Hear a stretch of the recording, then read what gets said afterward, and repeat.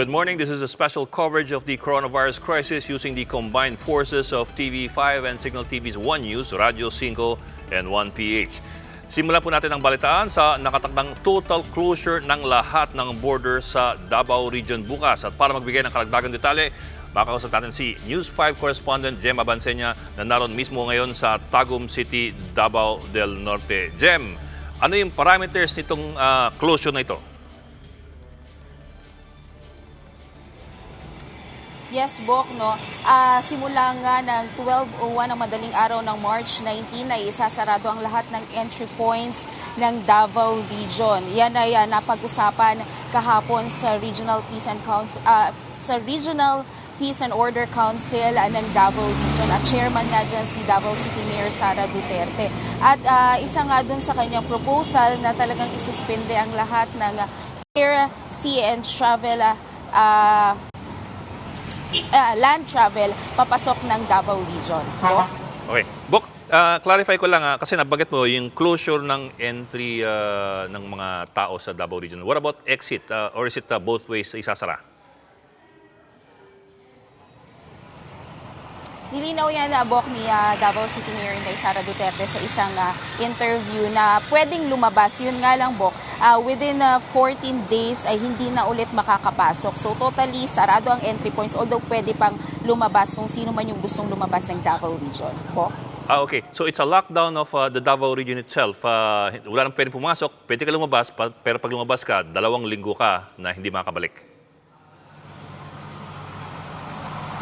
Yes, Bok. Okay. Jem, I assume na the reason for this is dahil umiiwas yung Davao Region na may makapasok na merong coronavirus disease. Although may isang nasa Davao Regional Medical Center ata na nag-positive, di ba? Yes, Bok, and recovering na nga raw yung status nitong first positive case ng COVID-19 dito sa Davao Region. Yun nga lang, Bok, dito meron kasi tayong mga PUI and sa talangan ng Department of Health ay 61 na itong mga persons under investigation. Although yung 31, the discharge na, pero merong 2, Bok, na namatay dito sa PUI and for confirmation pa, hinihintay pa ng DOTr Region 11 yung resulta mo sa RITM kung positive nga ba sa COVID-19 itong 2 namatay sa PUI. Bok? Okay. Jem, teka, klarin ko rin yung entry, yung control dun sa entry sa Davao Region, is that complete, total, or merong exemptions? Yes, Bok. Merong guidelines na inilabas nga itong Davao Region COVID-19 Task Force na merong mga exemptions. Yun nga lang very strict talaga. Kasi for example, merong mga cargo vehicles na kailangang ipasok, may mga supply na kailangang ipasok sa Davao Region. Kailangan nilang ilipat yung mga kanilang karga, maging kung maaari ay yung mga driver ay hindi na rin papapasukin pag nakaraan na dito sa boundary nga ng Davao Region. So ganun sila ka-stricto ngayon sa kanilang ipatutupad na lockdown. Simula yan ngayong madaling araw na March 19. Po. Naku, medyo madugo yan kung maraming karga at kung mabigat yung karga. Ibig sabihin, yung sasakyan mismo at yung driver hindi papapasukin, yung kargamento lamang ang ililipat doon sa ibang sasakyan na magmi-meet sa kanila doon sa border. Yes, Bok, yun yung base sa guidelines na inilabas. Isa yun yung sa mga proposal. Pero sa ngayon ay inaayos pa nila yung mga karagdagang guidelines, especially dito sa mga exemptions upang hindi nga talagang, alam mo yun, hindi ganun laki yung negatibong epekto nitong ipapatupad na region-wide lockdown ng Davao Region. Okay. Jem, paano naman yung, kasi that's as far as cargo is concerned pero what about people? Kasi Davao Region is a pretty well-developed region So with that, you can assume na marami mga migrant workers from the surrounding provinces who commute possibly every day or every week to and from Davao City. Walang exemption sa kanila? Or meron din?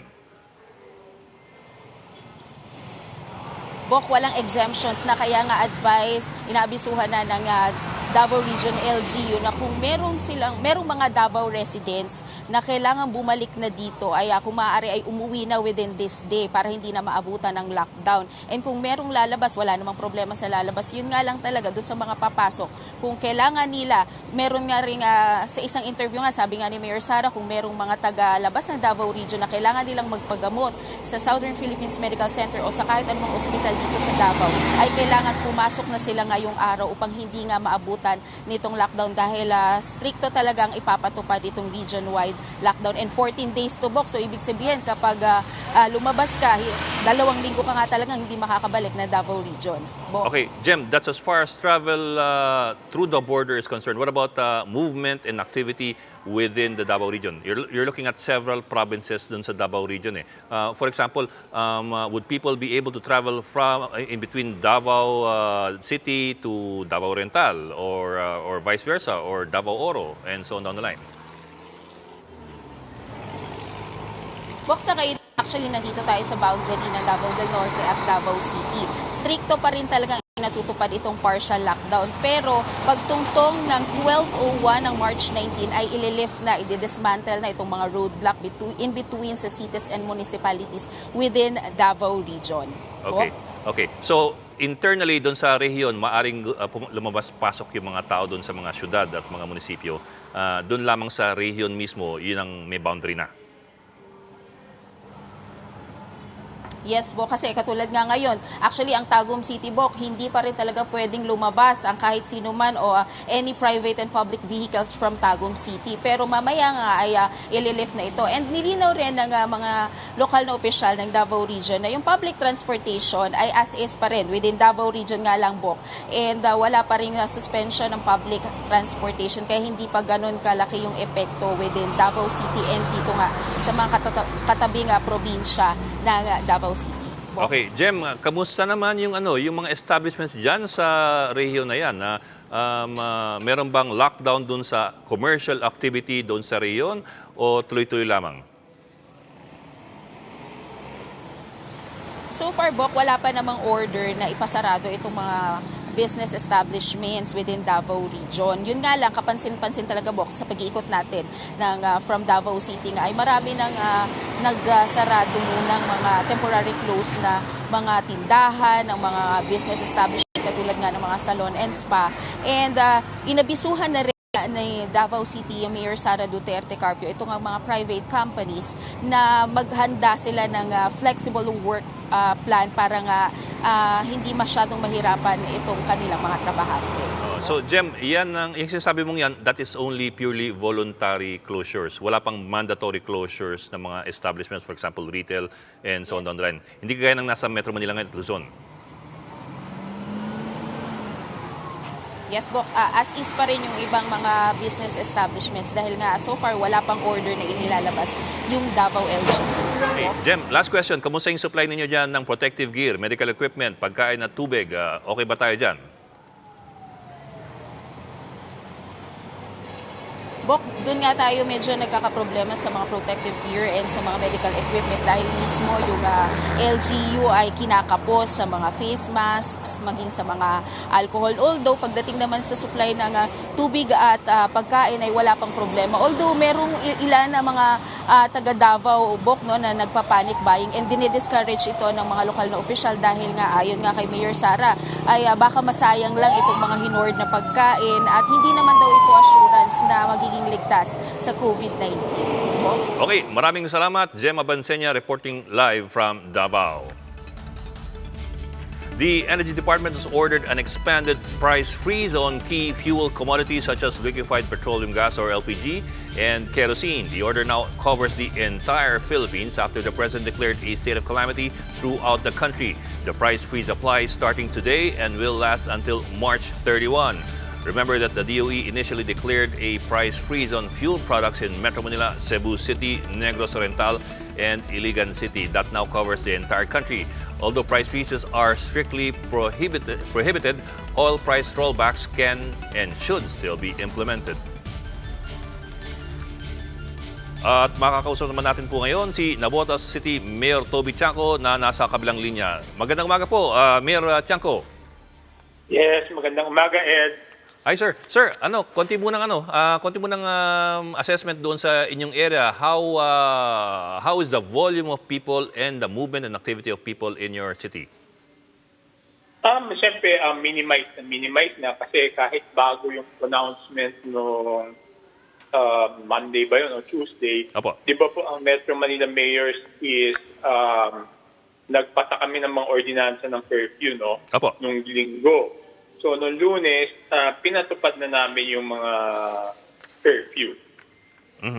So talagang limited, no?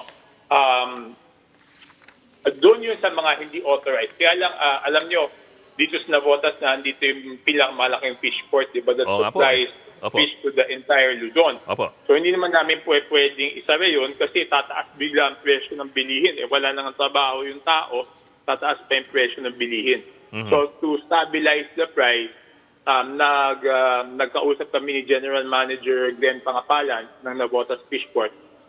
May strict protocols naman sila katulad ng pagkuha ng temperature, dapat naka-white boots, dapat naka-face mask, dapat naka-white shirt. At lahat ng mga goods na manggagaling dito dahil perishable to ay bibigyan na ng sticker para hindi na matagalan yung pagdi-deliver. Dahil alam niyo naman, ang isda ay sariwa, naka-yellow lang yan. No? So, hindi ko pwedeng ma-delay yan. So, yan yung mga bagay na pinagtutuunan namin ng pansit. And pagkatapos ng executive order ng Presidente, kasi noong sa ordinansa namin, hindi naman namin masara yung mga computer shops, yung mga bilyaran, kasi may valid business permit yan, di ba?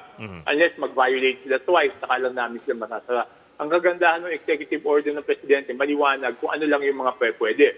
At hindi pa pwede talaga yung computer shop, bilyaran, kung ano pang pinaglilibangan ng tao. So pinasara namin yan.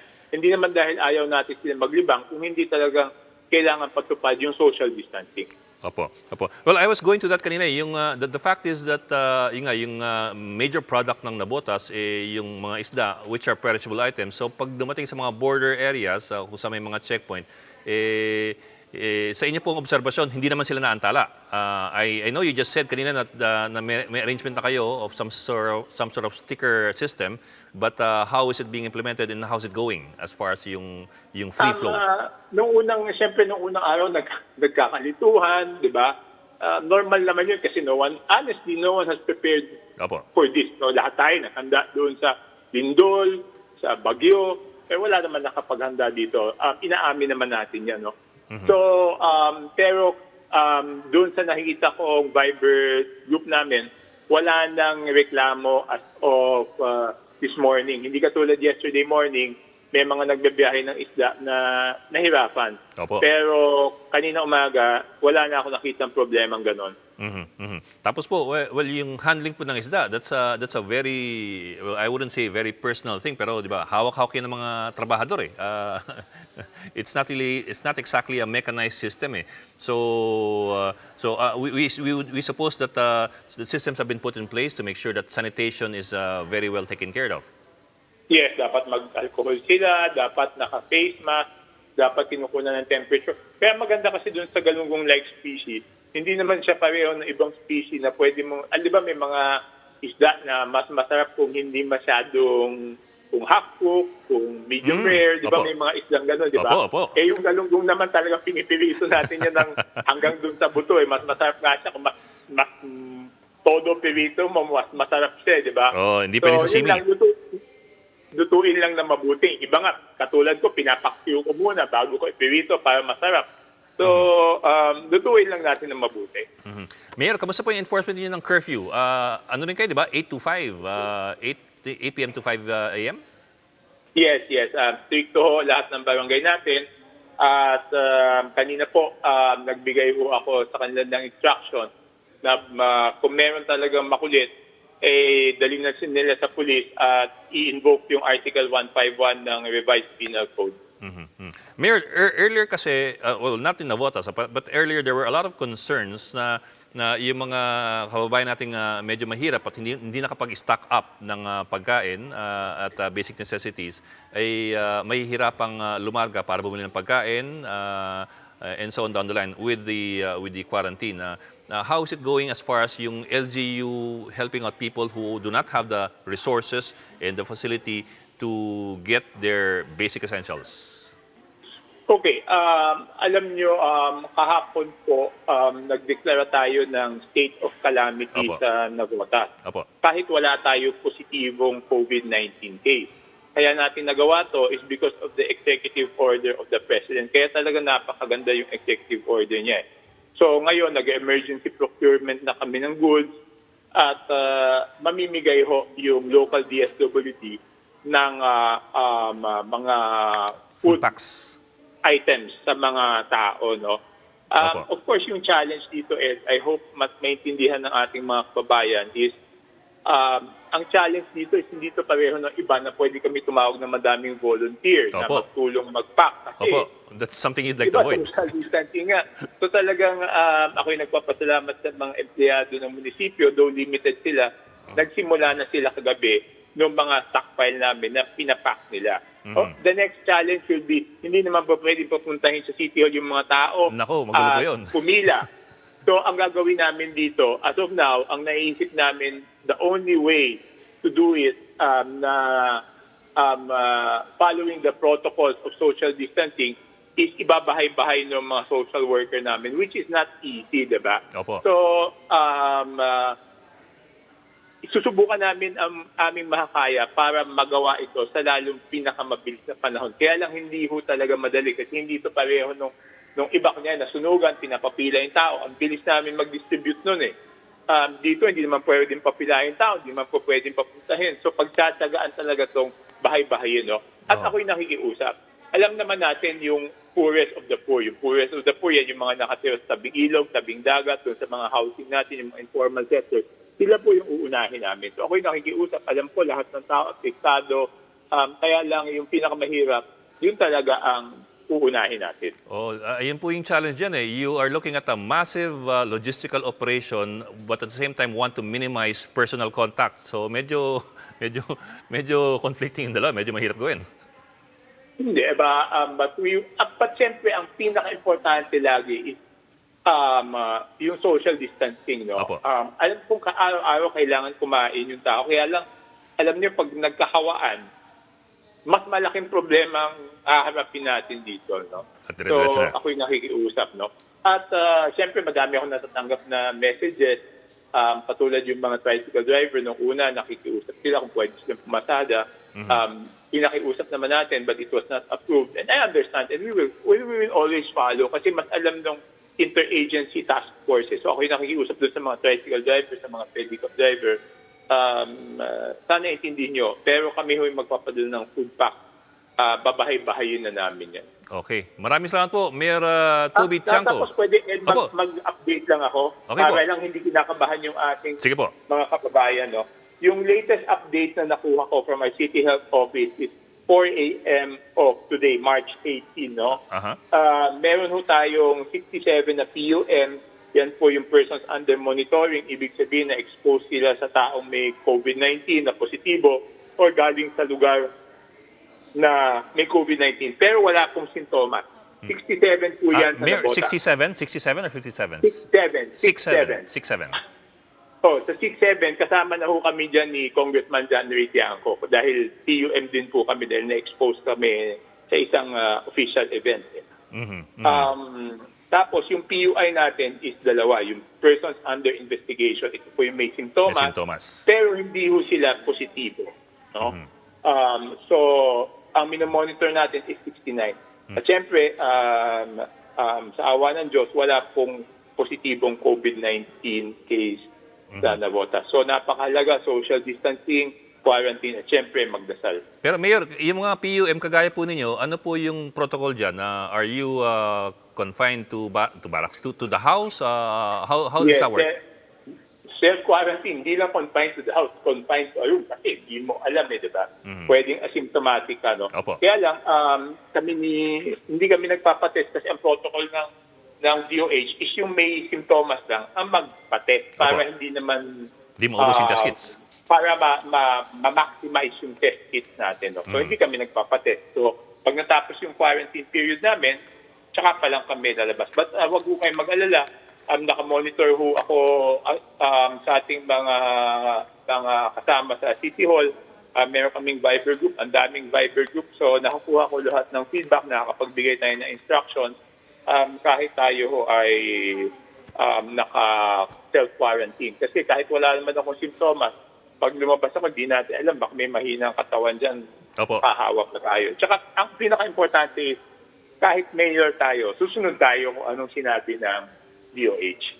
Opo. Maraming salamat po, Mayor Toby Tiangco, and good luck po. And we wish you, we wish you the best of health. We turn you over now to the government's briefing on how they are responding to the COVID-19 pandemic. Involved in the production, processing, and distribution of basic necessities such as food sa mga supermarkets, groceries, convenience stores at wet markets, pharmacies and drugstores, and banks or remittance centers. Sino pa ang pwedeng? PNP, AFP, and other uniformed personnel. Personnel involved in health work, border control, emergency, and other mission-critical services. Media, with the authorization from PCOO. Paalala lang po, always bring and present the following at designated checkpoints: identification card, proof of residence, certificate of employment, delivery receipt for those transporting goods to and from the quarantine area, and authorizations or certifications. Don'ts. Those who are at high risk of infection should not go out. Sino-sino po ang mga ito? Seniors, 60 years old and above. Those with pre-existing medical condition like cardiovascular disease, hypertension, diabetes, COPD, cancer, and others. At lalong-lalo na po, pregnant women. Do not ask non-exempted individuals to accompany you to your workplace. Do not loiter.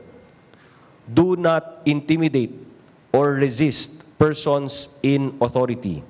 Always remain calm and respectful. What other establishments are open? Do's.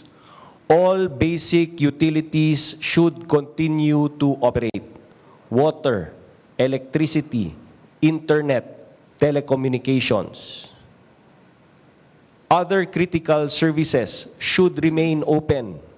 Garbage collection, funeral, and interment services, gasoline stations. Capital markets to open today, March 18.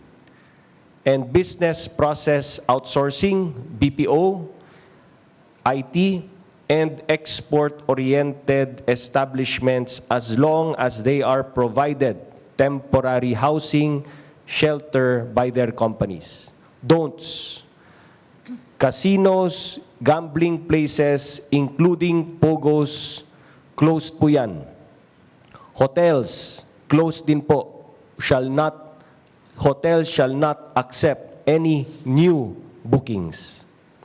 Regarding mass public transportation, dues, LGUs and employers should provide point-to-point transportation for people authorized to report for work, specifically health workers. Transportation from the airport may be provided by the DOTr or OWA para sa ating mga kababayan OFWs. Walking or biking is allowed. Don'ts. All public transportation are not allowed to operate, such as tricycles, pedicabs, taxis, Grab, jeepneys, buses, including MRT and LRT. Para naman sa flow of goods, dues, movement of cargo via air, land, and sea shall be unhampered. Don'ts. Cargo trucks and vans should not be blocked from entering the ports, expressways, or highways. Para sa mga empleyado sa pribadong sektor, do's.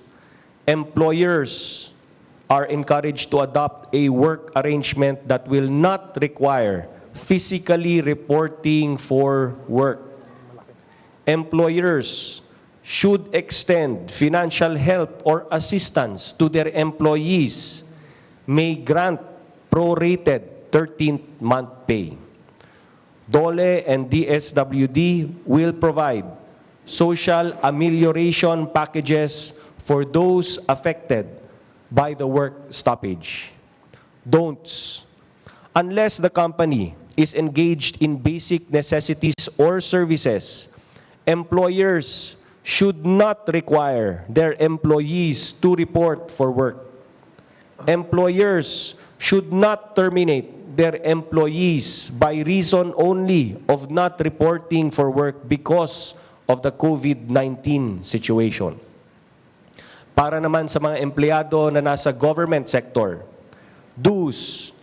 Employees in the executive branch should work from home, except those rendering emergency frontline services. Those authorized to work should maintain only a skeletal force. Don'ts. No travels, no events, no trainings will be allowed. Para naman sa travel in and out of the Philippines, do's. Filipinos abroad can return to the Philippines anytime, including their foreign spouse and children.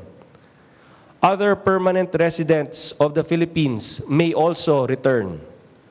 All returning Filipinos and permanent residents from China, Hong Kong, and Macau shall be subjected to a 14-day quarantine in a quarantine facility. All other returning Filipinos and permanent residents arriving in Luzon shall comply with mandatory home quarantine. Don'ts. Filipinos who will go out as tourists to any destination shall not be allowed to leave the country.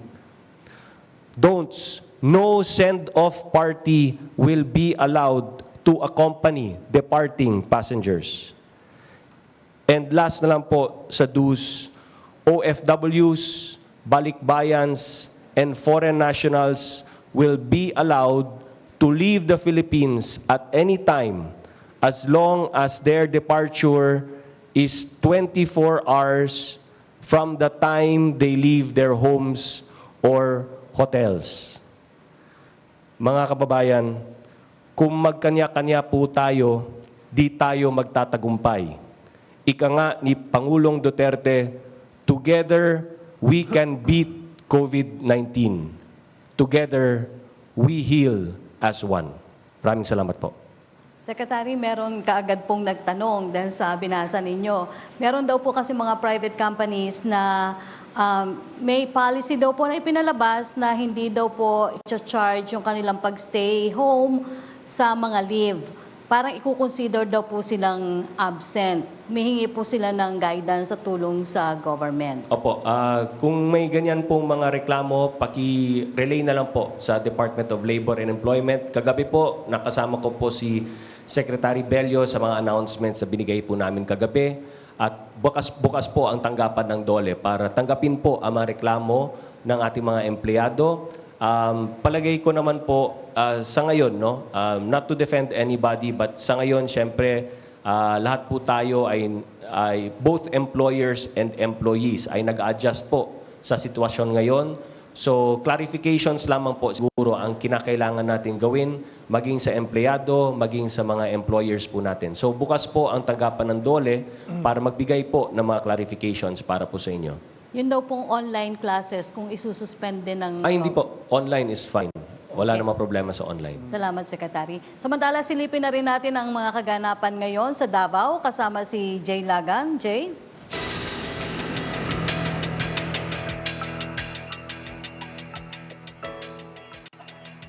Magandang umaga. Senate President Tito Sotto is asking the Finance Department to extend the April 15 deadline on the filing of income tax returns. Businesses have been clamoring for an extension after the coronavirus infection disrupted operations. In a report by the Philippine Star, Sotto says that the Finance Secretary, or Sonny Dominguez, promised to act on his request ASAP. The entire Luzon is under community confinement or quarantine. Mass transport systems have been suspended to restricted movements of people.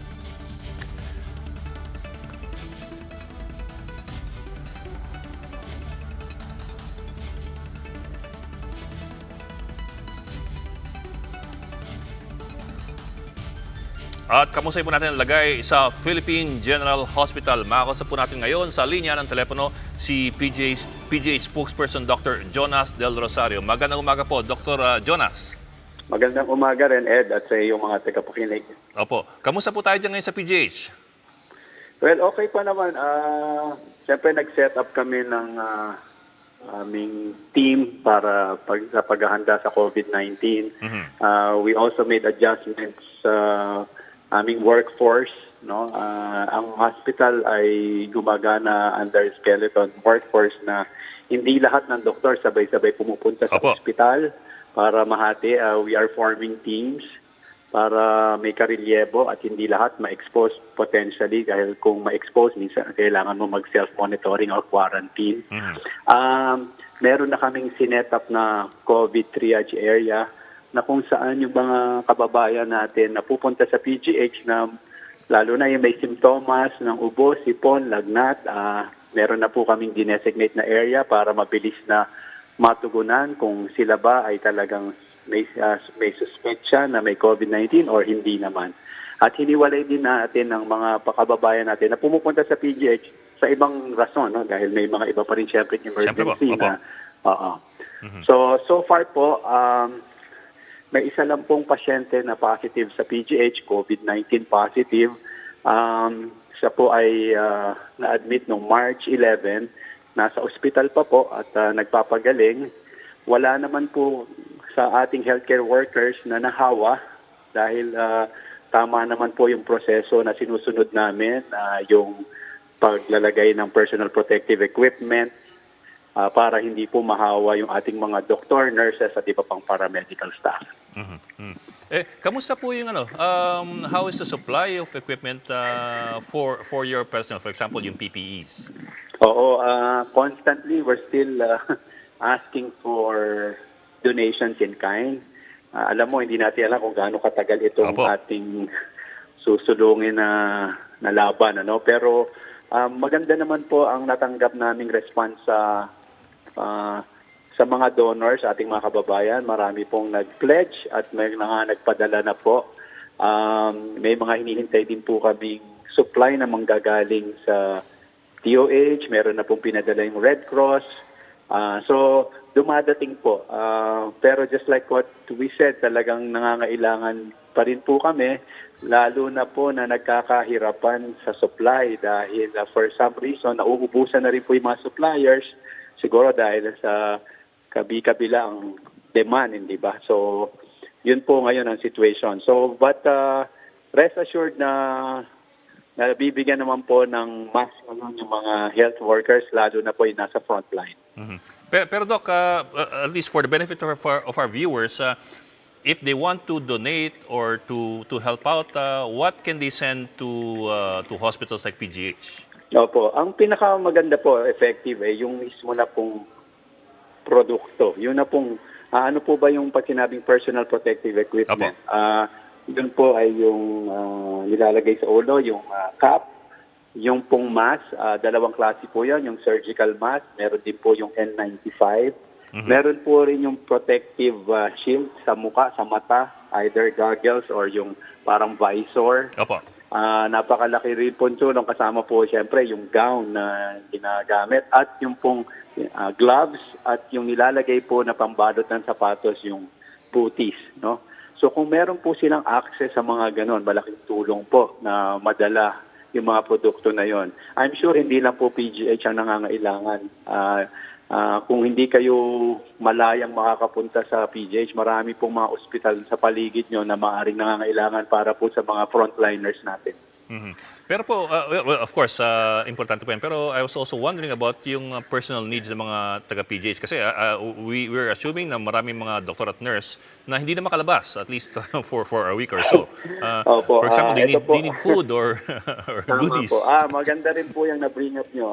Nakakatuwa po na yung mga iba po nating kababayan, they are actually bringing food to our healthcare workers, yung mga nagtatrabaho po. So every day po, we receive food donations. Maraming salamat po.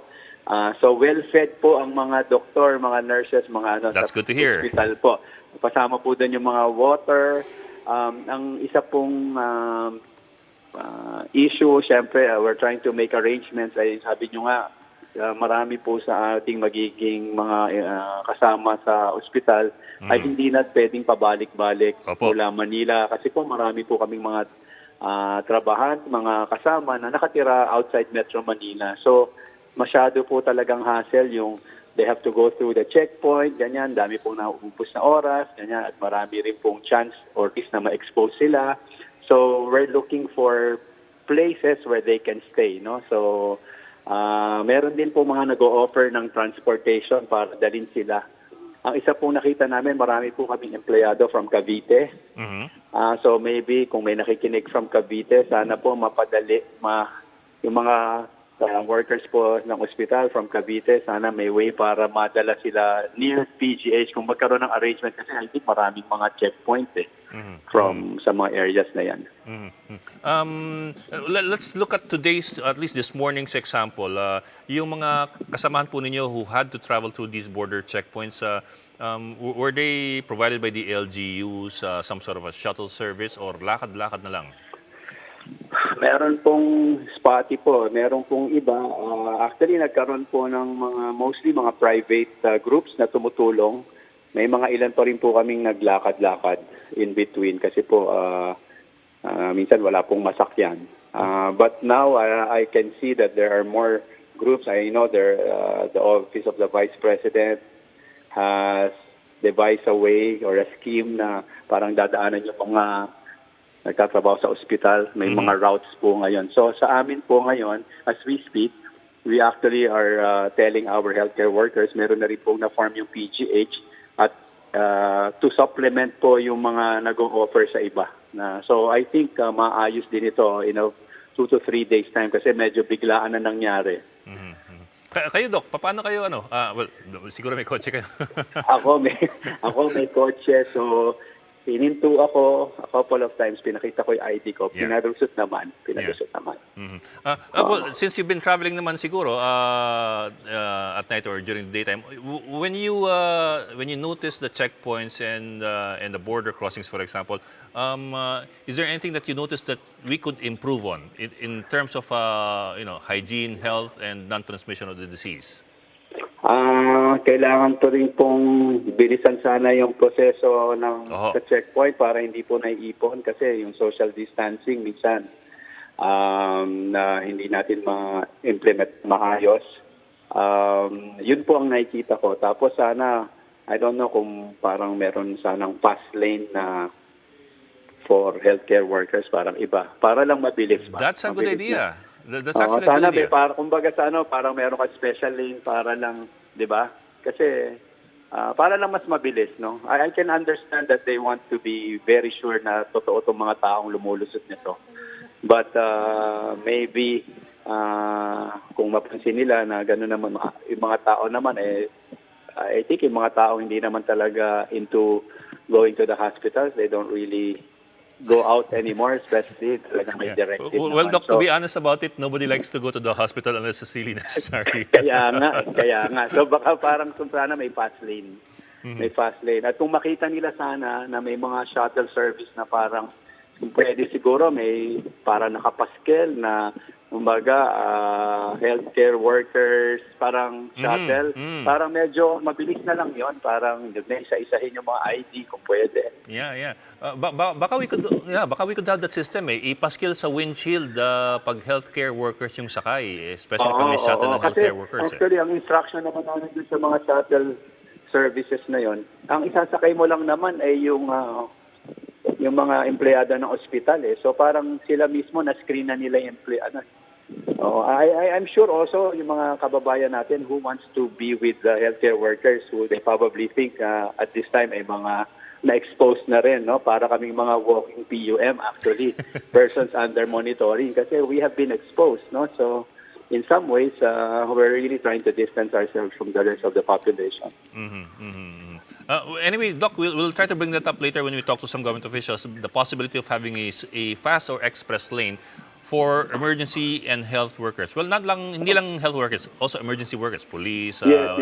And try so on the line. yung sana try to make sure that yung mga LGUs are coordinated na para talagang from their own area magawa nila ng paraan na malikom nila yung mga tao na nagtatrabaho sa mga ospital at madala nila sa mga pick-up points. Parang nangyayari, parang lipat kasi yung ibang mga tao. So basta at least mapadali. Yeah. Anyway, mas madali naman siguro mag-shuttle ngayon dahil walang masyadong traffic maliban doon sa mga checkpoint. Oo nga. Ang sarap nga bumiyahe sa Manila para ang luwag. Sa EDSA rin, masarap din sa EDSA. Pero tough-taban niyo po kayo. Doc, sorry, one more question. I'm not exactly sure kasi if the PGH has test kits kasi yung test kits ata is nasa RITM Pero Okay. do you have any word on that? I mean, does PGH have test kits and are you testing people or is it exclusively Alright. RITM? I'm sure you were aware na merong UP NIH test kit, Opo, right? yung sa UP. A lot of people are asking, and they were asking PGH, they thought that we actually have these kits commercially available to the public. Ang sagot po ay hindi. Actually po, itong test kits na to, binavalidate po. It's undergoing field validation. Field testing, yes, sir. Hopefully, after about 500 kits yata na na-validate, and it turns out that this kit is reliable, accurate, parang commensurate to the standards of WHO. I heard the Department of Health Secretary saying at least 95% accurate. Opo. Then now it's going to be used, rolled out to some of the hospitals already. Actually, the sooner we can get this available commercially, then we will be able to test more people. So we will have an idea really how many COVID positive patients do we have. Kasi ang limitation right now, ang bottleneck, limited ang testing kit. Opo. And actually po, I think there's also a misunderstanding and misconception na yung test kits ng COVID-19 parang pregnancy test kit na nagagawa mo sa bahay. Hindi naman po ganoon. Kailangan mo ng Thank you for bringing that up. Kailangan mo ng PCR machine. Hindi yun point of care test na akala nila parang kukuha ng dugo or meron ka ng tapos positive or negative na. Hindi po ganun kabilis. Hindi po pregnancy kit yan. May turnaround time. Yun pong papadalang unang-una yung collection mismo, hindi basta-basta parang may kukuha sa swab yung ilong, yung lalamunan. Tapos po yun ay ilalagay sa tamang specimen collection bottle or tapos i-repack, ipapasok po yun, idadalhin po yun sa RITM. Tapos po ipapasok yun sa tinatawag na and it will take some time, no? And so ang turnaround time po usually is about 48 hours. So, hindi po parang, kasi marami nagtatanong, ba't ang tagal-tagal malaman ng result, no? So, hindi po kasi to point of care test na parang pag binigay mo, alam mo na kaagad. Okay, Doc, maraming salamat po. Huling hirit lang po, is there anything any message you'd like to give to the public as a health practitioner, as somebody who's in the front line of this fight against COVID-19? Is there any message that you want to deliver? Stay at home po. The doctors, the healthcare workers are in the hospital. So we're doing our job. We're manning the front line. You do your job po. You stay at home and practice social distancing. Ayun po. Practice social distancing. Maraming salamat po, Dr. Del Rosario from PGH. Thank you for what you're doing. CNN Philippines has temporarily gone off the air. In a statement, the media network says that it is suspending broadcast for at least 24 hours. It has received word that one person in the building where its office is located has tested positive for the SARS-like disease. But to be clear, the infected person is one of the many tenants in the building and is not from CNN Philippines. The temporary suspension of broadcast is just a precautionary measure. Building officials will now disinfect the building, and CNN hopes to be back on the air sometime tomorrow. May isang pasyente po na nagpositibo doon sa building ng CNN Philippines. Yan po ay sa Worldwide Corporate Center sa Shaw Boulevard. Again, yung empleyado po na yan ay mula sa isa pang opisina. Nasa ibang floor din nga po sila, pero nasa loob ng Worldwide Corporate Center kung nasaan ang opisina mismo ng CNN Philippines. That was Ruth Cabal. You just saw Ruth Cabal, CNN anchor who was doing Facebook Live in lieu of the usual broadcast of CNN Philippines over the airwaves. Ingat po kayo dyan. Social distancing was strictly observed inside utility buses deployed by the Philippine Army to ferry frontline workers to clinics and hospitals. But they did not just limit their free ride to medical workers. 2 buses did not reach 50% of their capacity, so the AFP decided to take on board public riders along the way. Ingat lang po tayo dyan. Because of the virtually empty roads, the trip from SM Fairview to PGH took less than half an hour. The Army's free shuttle services will go on every day until a regular schedule is determined. AFP Civil Relations Chief Ernesto Torres added that 2 military buses and 4 more trucks will be used to transport health workers from Santolan to Balintawak and vice versa. Pero reminder lamang po, make sure you practice social distancing kahit meron ng shuttle services. Medyo ingat po at medyo layo pa ng konti. And also practice good cafe etiquette. Good news naman po para sa ilang mga Pag-ibig Fund members, magpapatupad po ng 3-month moratorium sa lahat ng loans ang Pag-ibig Fund sa gitna ng COVID-19 epidemic. Para po magbigay ng karagdagang impormasyon tungkol po rito, nasa kabilang linya si Jack Jacinto Jr., ang Public Relations Head ng Pag-ibig. Magandang umaga po. Good afternoon. Yes, sir. Tell us about it, sir. Hello, Mr. Lingao. Yes, good sir. afternoon, Sir Ed, and good afternoon to all your viewers. I hope all of you are safe. Yes, sir. Tell us about Pag-ibig's plans. Hello. Yes, sir. Sir, tell us about yes. Pag-ibig's plans. May 3-month moratorium on payment of all loans, gano'n ba? Is that Tama po across ito. the board? Kahapon po, inanunsyo po ng ating butihing Secretary Eduardo Del Rosario, na magpapatupad po kami ng 3-month moratorium on all our Pag-ibig Fund loans. No? So this is now offered to all our members. Yung pong may mga housing loan, multipurpose loan, and calamity loans. All payments due from March 16 Apo. up to June 15, 2020 can be applied for under a moratorium. Opo. Ang purpose po nito ay para po, Sir Ed, makapag-focus po ang ating mga kababayan, ang ating mga Pag-ibig Fund members sa pangangalaga ng kanilang mga sarili at ng kanilang mga pamilya. Opo. Opo. Mr. Jack, so what we're talking about here is moving the deadlines of the payment by 3 months. Hindi naman ibig sabihin na by the 4th month you'll pay all 3 plus 1, all 4 months. Hindi naman ganon. Tama po kayo. Tama po yan, Sir Ed. No? Yung due date nyo na, for example, ay today.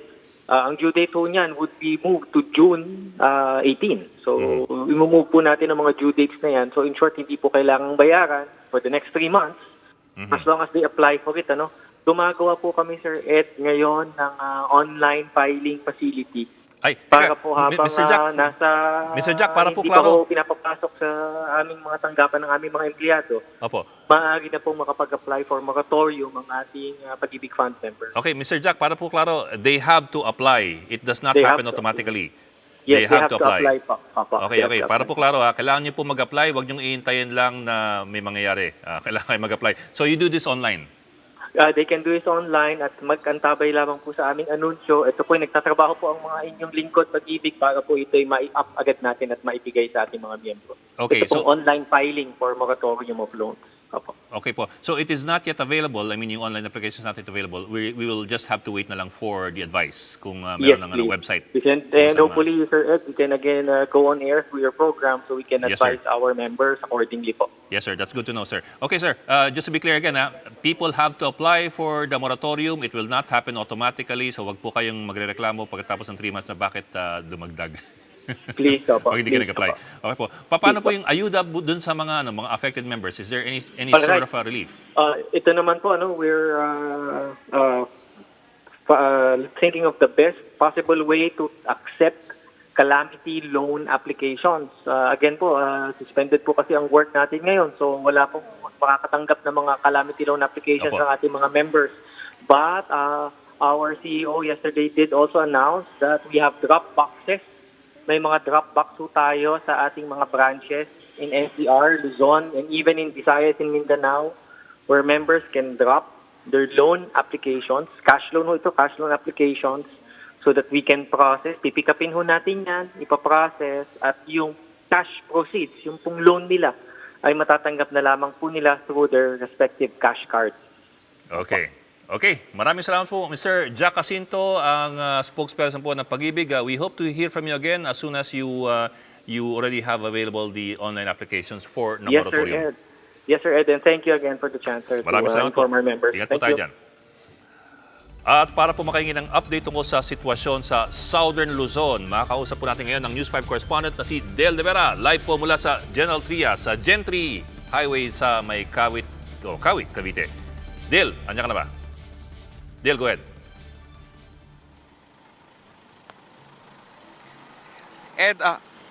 Ed, sa ngayon nga ay nakalagay doon sa magkabilang side ng boundary ng Kawit at Bacoor na naka-total lockdown itong dalawang syudad o munisipyo ng Cavite, parehas ang Kawit at Bacoor.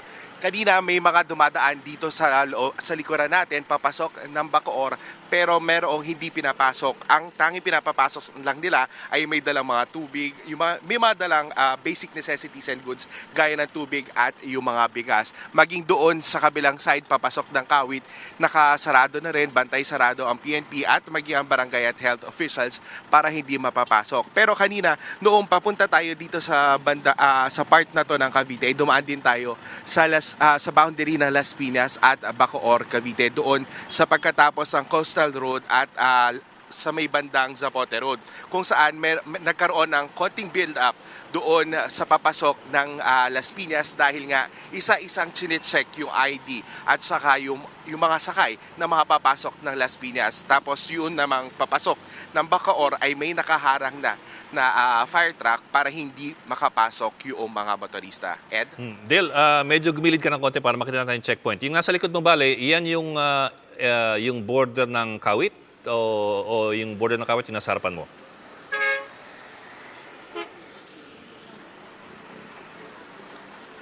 At ito nasa likuran natin ay ito yung papasok ng Bacoor, Cavite. Bacoor, Doon naman okay. sa harapan natin, ito yung papasok ng Kawit, Cavite. Kung makikita nyo, nandiyan yung mga barangay health workers at saka barangay officials na nakabantay at lumalapit na rin agad para i-check yung mga ID ng mga motorista kung talagang residente sila ng Bacoor para papasukin o kaya itaboy palabas ng Bacoor. Okay. Well, Dale, it's a good thing that they have a checkpoint, pero mapapansin mo rin sa checkpoint nila, marami sa kanila walang PPE, walang personal equipment PPE, personal protective equipment. May ibang naka-mask, pero karamihan o halos lahat walang guantes at may iba sa kanila nga walang masks eh.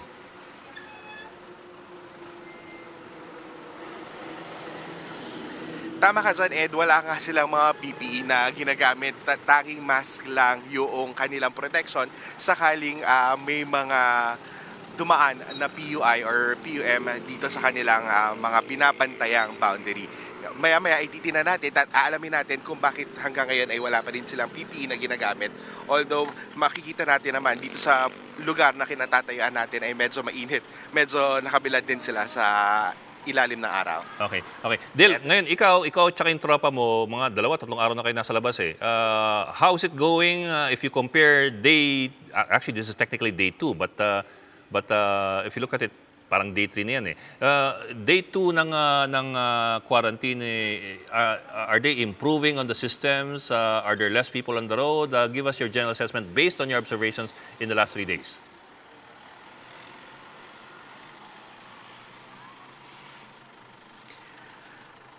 Yung observation natin within Metro Manila is talaga namang nawala or sobrang nag-decrease yung volume ng tao doon sa mga kalsada. Pero kasi dito sa bandang Cavite, nung mga dinadaanan natin, may mga tao pa rin tayo nakikita sa kalsada. Unlike doon sa Metro Manila na, mako-compare natin na medyo mas nakikinig ngayon yung mga nasa Metro Manila. Kasi dito may makikita ka nakabike or nakatambay sa kalsada or nakasakay sa motor, umiikot-ikot din.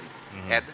Dale, kayo naman, kamusta? Huling hirit na lang ha. Kamusta kayong yung tropa nating mga nagko-cover diyan sa labas? How are you doing? What do you do to protect yourselves from infection?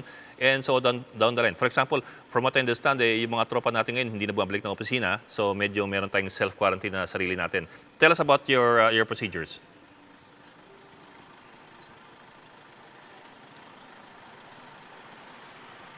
Yung sa amin naman, Ed, meron kaming dala laging disinfectant para ma-disinfect yung mga gamit natin sa camera, pati sa sakyan. Pero meron din yung provided tayong mask and alcohol para, kumbaga, malinis, magkaroon din tayo ng protection sa sarili. Sa ngayon, hindi na rin kami masyadong lumalapit sa mga tao. Iniiwasan na rin yung interviews unless kailangan. May mga time na nagfo-phone patch interviews na lang tayo just to get the information that we need. Pero ngayon, yun nga, nabanggit mo rin kanina, iniiwasan na rin pumasok sa loob ng newsroom dahil para ma-contain na rin yung sakaling mag-infected or natamaan or nagkaroon ng symptoms ng COVID-19. Pero actually, ang talagang gusto kong tanongin, hindi ko matanong saan kayo kumakain? lalo na ikaw. Saan kayo kumakain? Yung tropa natin. And pagdating naman sa pagkain, may provided naman na food packs itong office para, kumbaga, if ever magkaroon tayo ng magutom, may makakain. Pero along the way, may mga drive-thru na na-orderan naman kami or na nakakabili naman kami ng mga pagkain sa mga fast food chain. Okay, Dale, maraming salamat at ingat kayo sa parating nagpo-fast food. So ingat tayo. Thank you very much. Dale Rivera reporting live from Cavite. The Transport Department is also deploying buses to ferry frontline health workers as the country struggles to contain the spread of COVID-19.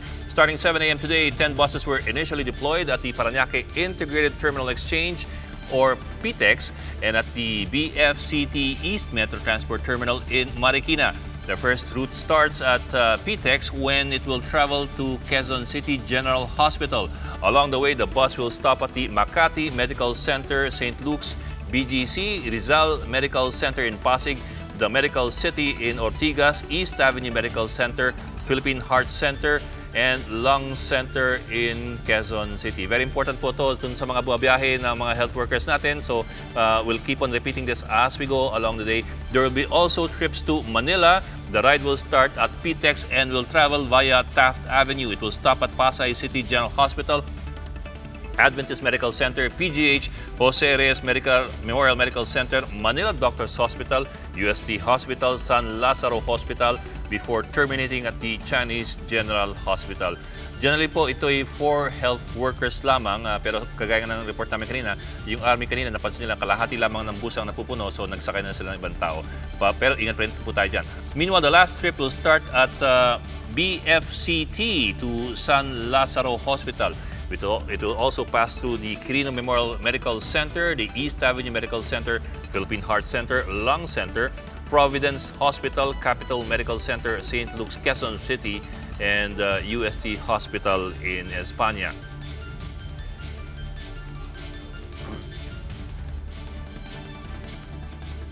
A new study finds that the highly contagious coronavirus can survive for hours in the air and for days on some surfaces.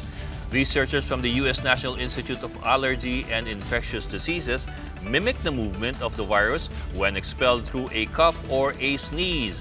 Results show that air droplets carrying the virus can still infect people for at least 3 hours. On plastic and stainless steel, the virus remains viable after 3 days. The shortest survival time recorded was on cardboard at 24 hours and on copper at just 4 hours. Again po, this is only a study pa lang. There is no word yet from the WHO on the veracity of the study. The World Bank Group is boosting its response time to the SARS-CoV-2 pandemic to more than $14 billion or more than 700 billion pesos. This is to fast-track financing for affected companies and to help countries fund their efforts in preventing and detecting and responding to the rapid spread of COVID-19. The WB's sister organization, the International Finance Center, or the IFC, will pitch in $8 billion of the total amount. This will go to financial institutions so they can continue offering loans to private companies affected by the coronavirus disease.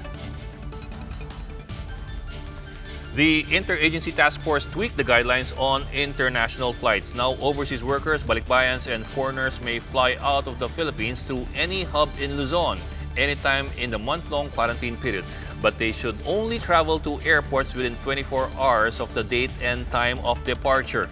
They should also bring with them supporting documents such as tickets, boarding passes, or flight itineraries to show to authorities manning the checkpoints. They will be allowed to travel to airports in a private car. They may be accompanied by one person, again, just one person, and I repeat, one person. The companion should also hold a copy of the passenger's ticket or his itinerary. OWA will provide transport services for returning overseas workers from international ports to their destination. Earlier, the government barred all international flights starting March 20, 2020. The task force also created exemptions for certain hotels. This covers hotels who currently have foreign guests and other tenants with existing long-term leases. The exemption also covers accommodations for employees offering essential services. But the task force clarifies that no new booking accommodations, and we repeat, no new booking accommodations shall be permitted by these establishments. Wala pong bagong kliyenteng pwedeng mag-book. Operations will also be limited to providing basic lodging to guests. At kuha rin po tayo ng updates mula sa isa sa mga ospital na tumututok sa mga pasyenteng may COVID-19 sa Medical City sa Pasig. Nasa linya po ng telepono si Dr. Carl Henson, Epidemic Rapid Response Team Head po ng Medical City. Magandang hapon po. Hi, magandang hapon po. Yes, sir. Doctor, thank you for joining us. Pa-update po muna doon sa 23 confirmed patients ng Medical City. Well, yung number po sa amin na 23, yung iba po dyan, coordinated po with RESU, and they have been sent to other institutions or have been asked po na mag-home quarantine na lang, lalo na po yung mga mild symptoms. Right now po, meron po kaming 16 na confirmed cases sa Medical City na naka-admit. Hindi po yun lahat nag-test sa Medical City. So medyo halo-halo po yung numbers, no? Dalawa po ang nasa ICU and 14 po ang nasa floors. Regular units po. Pero meron din po kaming mga PUIs na inaantay po namin yung results. 8 po doon nasa ICU and 41 yung nasa floor. So, yung nakapublish po sa DOH na nakalista ang pangalan namin at kung saan yung mga pasyente, hindi automatic na nasa amin yung mga pasyente na yon. Yung iba, nasa ibang... Okay. So they're not necessarily physically there with you. They may have been devolved to other institutions. Yes po, or at home.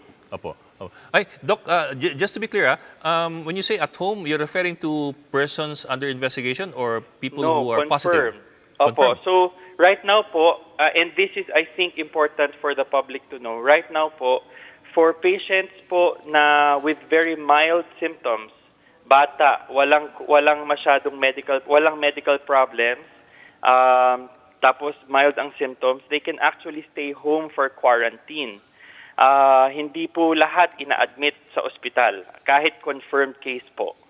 Oh, okay. Well, it's good that we heard this from you kasi we always assume that all the positive or all the COVID-19 positive patients have to be confined in a strict negative pressure room. Actually po, kasi alam po natin na kulang po ang kits natin sa RITM na. Opo.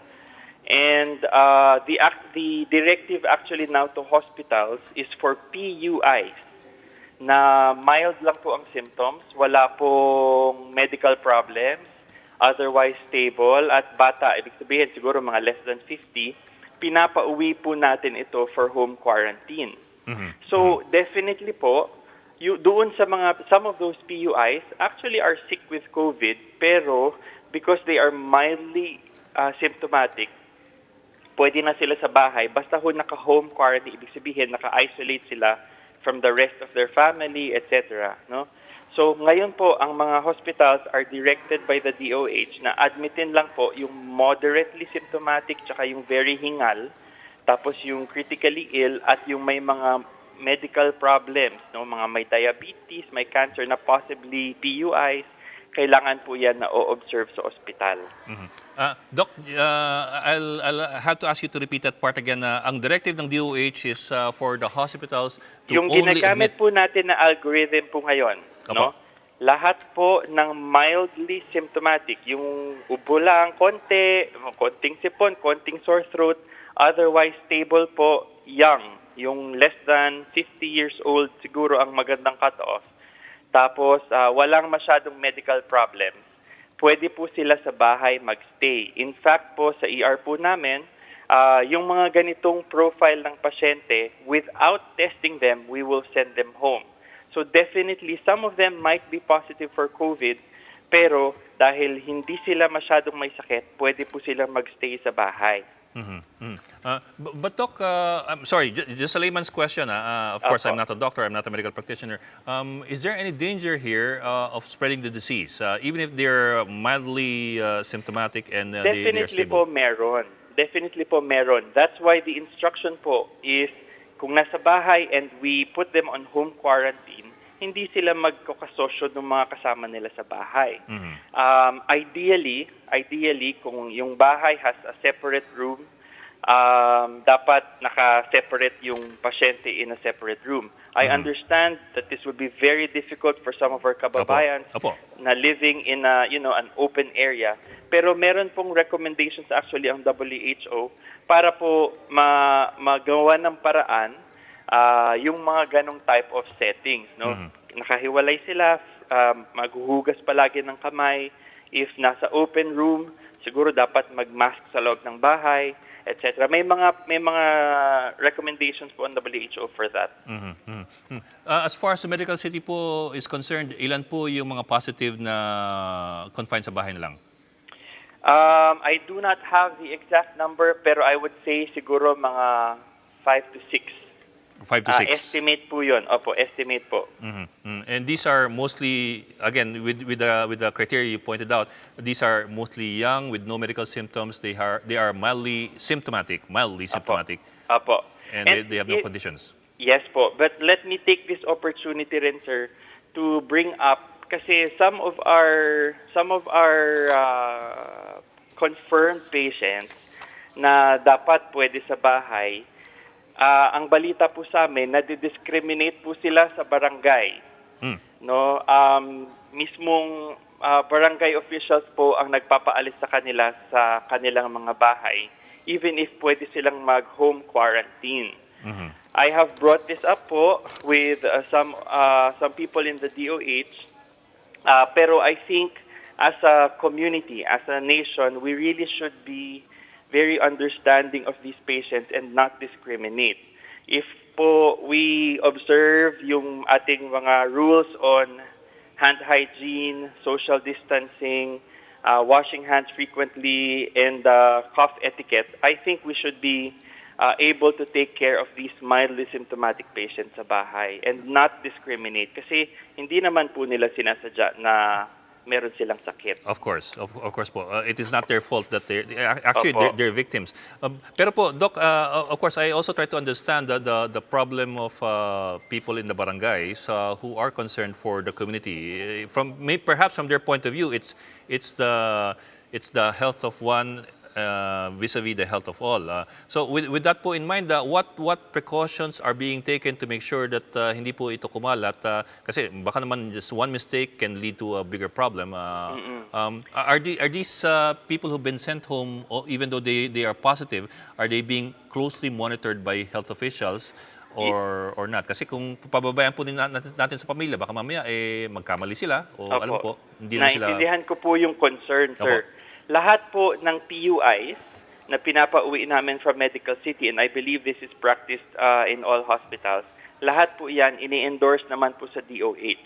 We fill out the paperwork and we endorse the cases closely po to the Regional Epidemiologic Surveillance Units or yung RESU na tinatawag natin. So, our DOH po has a record of the cases that we send home. Understandably, syempre, we expect that DOH is also at this time very busy and undermanned. Pero the mandate po to make sure po that the the patients at home are, doing well, ganyan, ini-endorse po natin sila sa RESU po. Doc, cambio ko, kamusta po yung recovery rate natin? How many have recovered already from your hospital? So, yesterday po, we sent home one patient from the medical city. I am aware po that some of the patients na napauwi, yung meron number na running ang DOH about cured or recovered cases. Ito po ay may mga negative swabs, no? Pero dahil nga po we are also short on kits, the new recommendation then that we are following is basta umigi na yung pakiramdam ng pasyente, magaling na siya yung pakiramdam niya, pwede na siyang pauwiin nang hindi po inuulit yung test. No? That's also a new algorithm. So, yun pong pinauwi namin kahapon, inaantay pa po namin yung repeat swab niya, pero baka po magpauwi rin kami ng maybe 2, maybe 3 today, depending po on how they continue to improve and depende sa kanilang mga attending physicians. So, gumagaling naman po. And most of our cases, as I have already said, we have 16 confirmed, 2 lang po ang nasa ICU, 14 ang nasa floor. So yung nasa regular units, stable naman po sila. Okay, Doc, let me ask naman about your personnel. How are they coping?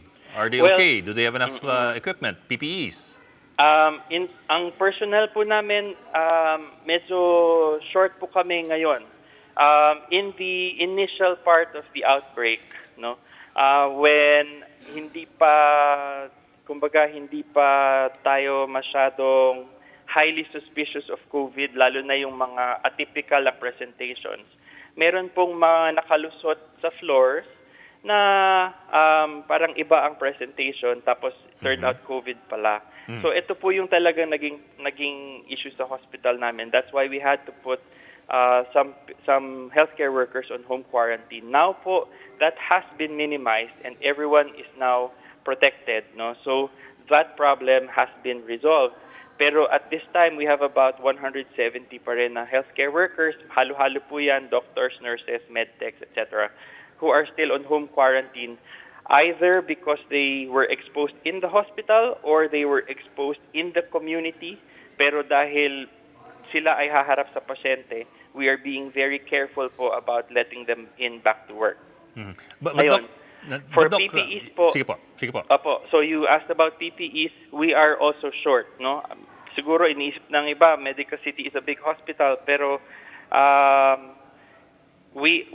ang katotohanan is there's a worldwide shortage and we are finding it very difficult to source out yung aming mga supplies, masks, N95, gowns, etc. No? One thing that I would like to bring up and I think needs the attention also of our government is meron pong mga suppliers so we are finding it very difficult to look for supplies and the supplies are more expensive than usual. I'm sorry, sir, they're more expensive than usual? Yes po. By how much po? 50%? 100%? May iba po, mga 4 times the usual. 400%? What kind of supplies are we talking about? Masks or surgical? In general, sir. Masks in general. So surgical masks and N95. But so we are very grateful for those who have donated masks to us. We have started using them and we welcome donations. But the hospital is working very hard to make sure that we are able to buy enough PPEs so that our staff are protected. Doc, kamusta po yung biyahe ng mga tauhan ninyo na walang sasakyan? Did they have any problems today?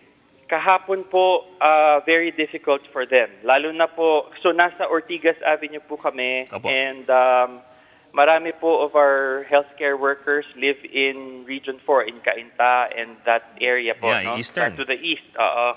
And yesterday, yung first bus, kasi we set up a bus that has pick-up points. No? Yung isa coming from Tikling, left Tikling at 6 o'clock in the morning, dating dito sa amin 11 o'clock na or past 11 because of 2 choke points.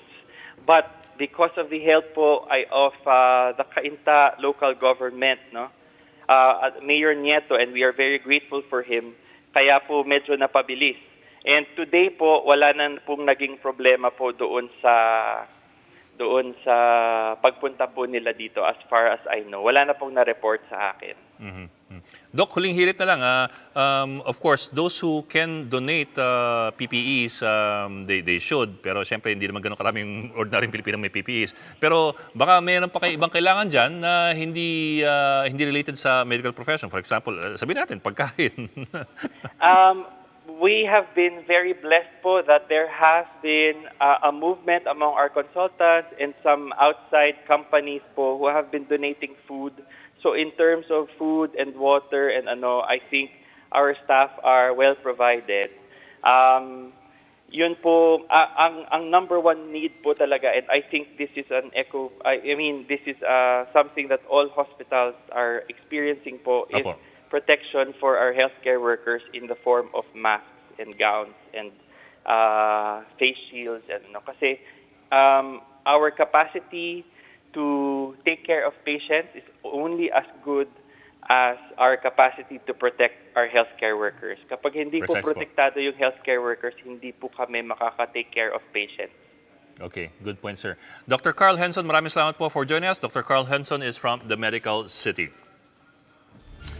Nanawagan naman po ang Philippine Association of Meat Processors na iwasang mag-panic buying ng karne. Ito'y matapos sa halos mag-triple ang demand sa processed meat at canned goods ngayong pinapatupad ng Enhanced Community Quarantine.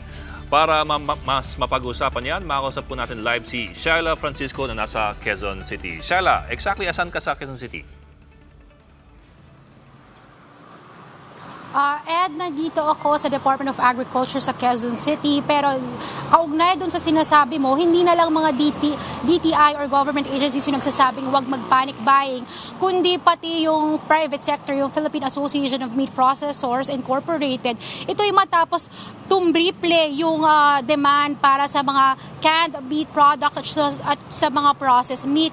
Doon sa supermarket sa Quezon City na pinuntahan natin kanina, halimbawa, kahit kokonti yung mga customer na bumibili, malalaki or mararami yung mga binibili nilang mga canned meat products. Ang sabi sa atin ng PAMPI, nasa 4 to 6 weeks yung supply. Pero yung doon sa mga supply sa supermarkets, mabilis na nababawasan at mabilis na apektuhan dahil doon sa pinapatupad nga na Enhanced Community Quarantine kung saan natatakot yung iba maraming bumibili. Ayon sa PAMPI, kaya naman mag-deliver ng mga suppliers. Ang problema, nililimitahan na rin nila yung binibigay sa mga retailers at minamanage nila yung excessive orders. Bagamat kaya rin makapag-produce ng mga planta ng mas maraming supply, ang problema, yung mga raw materials, yung mga packaging kunwari nung mga kanilang products, yung mga lalagyanan, pati na rin yung mga diesel at yung mga coal na ginagamit sa manufacturing plants ay hinaharangan minsan pa rin sa checkpoints. Ngayon nakikiusap ang PAMPI kung kaya ng mga supermarkets na limitahan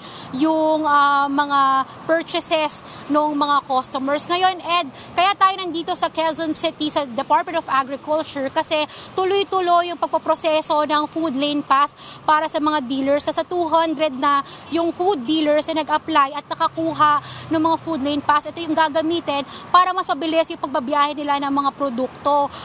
Ayon sa PNP kanina nung sa briefing na ginawa nila, sinabi nila na may nakatakda na or may nilaan na ang special lane sa NLEX at sa SLEX para doon sa mga agriculture products. Pero sa kabila nito, nakausap natin yung mga agri-groups, nakakaranas pa rin sila ng mga ibang problema. Ed? Okay. Shaila, yung sinabi mo kanina, meron pa tayong 4 to 6 weeks worth of canned goods. Did I hear you right there? 4 to 6 weeks?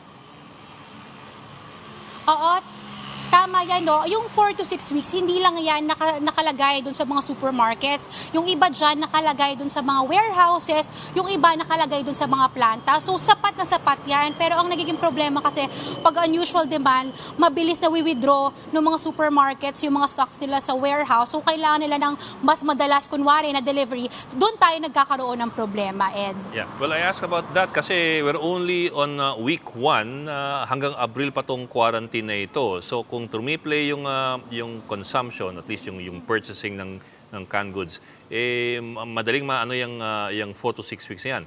So kailangan talaga maghigpit sila, I would think, kailangan sila maghigpit dun sa distribution. Kailangan magluwag sa distribution at maghigpit dun sa volume ng purchasing.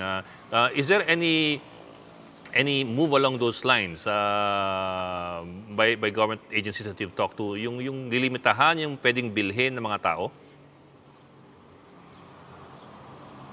Oo, no, wala pa tayo nakikitang ganyan. Pero sa mga LGUs, kunwari, nakita natin sa Pasig at Valenzuela, meron na silang anti-hoarding and anti-panic buying. So ilan yan sa mga mekanismo or mga tulong na pwedeng magawa ng national government. Ang hinihilig naman lang ng PAMPI, although sila, kaya naman nila mag-produce, siguro mag-participate or mag-cooperate din yung mga consumers na huwag mag-panic buying kasi naandyan naman yung supply, 4 to 6 weeks, pwedeng tumagal din yan ng 2.5 months kung usual yung demand pagbibili doon sa mga supermarkets. Ed.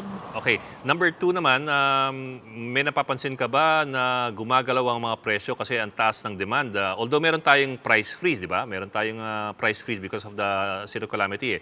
Pero by any chance, meron bang gumagalaw na presyo dyan? Alam mo, Ed, wala tayo nakita kanina nung pumunta tayo sa supermarket. Ang nakita natin kanina yung mga galunggong, yung mga isda, tsaka yung mga pork. Ang nangyayari kasi mas konti yung mga bumibili. Kaya hinahayaan na lang nung mga tao doon sa presyo. Although may price freeze, hindi na nabinabago ng mga retailers yung presyo para mabili yung mga produkto nila. Although may naririnig tayong reports, hindi pa tayo nakakapunta sa palengke, pero coming from the DA itself, na yung kalamansi tumataas, nakaapekto siguro yung mga delivery kahapon, kaya may konting paggalaw kasi medyo na-bar yung sa checkpoints yung ilang mga deliveries, Ed. Okay, maraming salamat po, Shala Francisco. And again, to everybody there, remember that the food you hoard is food you take away from somebody else who probably cannot afford to hoard. Now, this just crossing our wires, the Health Department records 6 new cases of COVID-19 in the Philippines, bringing the total number of confirmed cases in the country to 193. South Korean group BTS, in other news, may have canceled their concert in Seoul over coronavirus fears, but the 7-member band is still making waves online thanks to fervent supporters who are fangirling from home. The group's fan base is getting their fix online through live streaming broadcasts and interacting with the idols on Korean networking sites. But the influence of BTS does not stop there. One of the group members, Suga, is that his name? Suga or Sugar? Suga siguro. Suga donated 1 million won in the fight against COVID. The rapper hails from Daegu, which is the hardest hit by the country's coronavirus outbreak. Remember, dito yung merong kulto.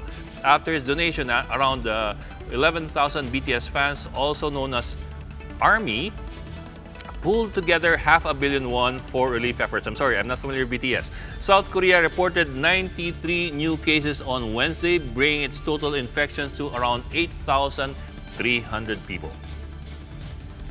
And over in Madrid, more than 20 inmates climbed to the roof of a migrant detention center to protest the alleged poor conditions inside the facility, which they say was facilitating the spread of the coronavirus disease. The demonstrators said that many detainees have been showing symptoms of the virus, which means that isolation measures were insufficient. Firefighters eventually escorted the group of protesters back inside the building without any incident. Spain's 47 million residents have been under partial lockdown since Saturday. They are allowed to leave their homes only to go to work for food, buy food, or visit pharmacies and hospitals. The Spanish government reported 182 new fatalities overnight, raising the death toll to 481, making it the country with the fastest rising death toll after Italy. And if you think you're suffering from any symptom of COVID-19, please call this number, 02-894-2683. I'm sorry, 02-894-26843. Again, that's 02-894-26843 or 894 COVID for COVID. If you are a PLDT or Smart subscriber, you can also dial 1555 on your phone. Please take note of these numbers, 1555 if you are using Smart or PLDT. And that is the latest on the enhanced and expanded community quarantine in Luzon. For more updates, follow News 5, the Philippine Star, and Business World Online. I'm Ed Lingao. We are One News.